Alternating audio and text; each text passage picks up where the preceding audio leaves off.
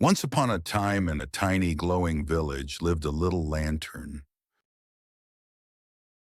One night, the lantern saw a star fall from the sky.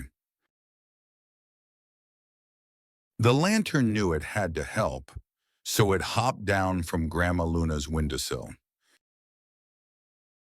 Step by step, it walked down the cobblestone path, lighting the way. The forest was dark, but the lantern shone brighter. Whispers came from the shadows, yet the lantern stayed brave. At last it found the little star, tangled in vines. "Don't worry," the lantern said softly. "I'll get you out."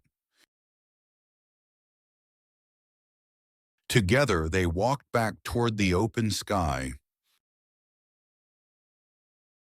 The lantern watched as the star floated higher and higher.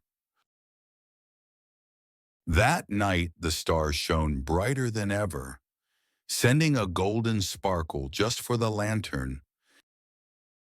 Hello, and welcome to my channel. Please subscribe the channel and press the bell icon for more videos.